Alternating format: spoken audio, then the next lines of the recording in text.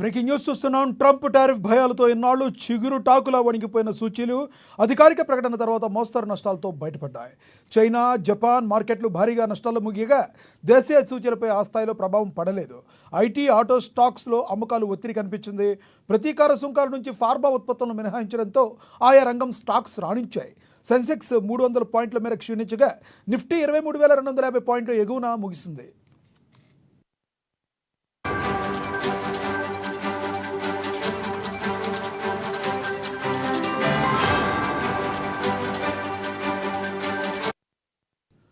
Trump సుంకాల ప్రకటన అనంతరం అంతర్జాతీయ మార్కెట్ల నుంచి ప్రతికూల సంకేతాలతో ఈ ఉదయం సూచీలు నష్టాల్లో ప్రారంభమయ్యాయి. సెన్సెక్స్ 75,811.86 పాయింట్ల వద్ద ప్రారంభమైంది. ఆరంభంలోనే 75,807.55 పాయింట్ల వద్ద కనిష్టాన్ని తాకింది.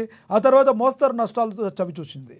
చివరికి 322 పాయింట్ల నష్టంతో 76,295.36 వద్ద ముగిసింది. నిఫ్టీ కూడా 82.25 పాయింట్ల నష్టంతో 23,250.10 వద్ద స్థిరపడింది.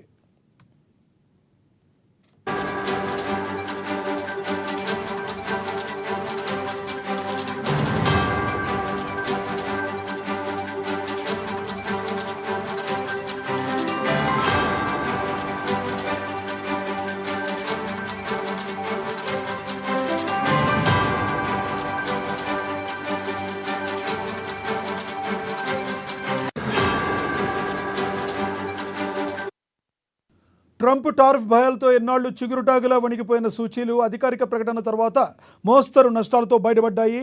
చైనా, జపాన్ మార్కెట్లు భారీ నష్టాల్లో ముగియగా దేశీయ సూచీలపై ఆ స్థాయిలో ప్రభావం పడలేదు. ఐటీ, ఆటో స్టాక్స్లో అమ్మకాలు ఒత్తిడి కనిపించింది. ప్రతీకార సుంకాల నుంచి ఫార్మా ఉత్పత్తులను మినహాయించడంతో ఆ రంగం స్టాక్స్ రాణించాయి.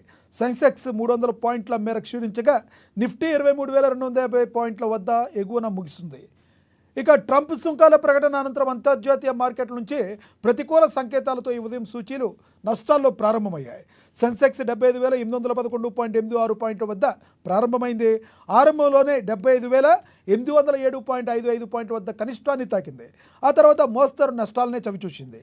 చివరికి 322 పాయింట్ల నష్టంతో 76,295.36 వద్ద ముగిసింది.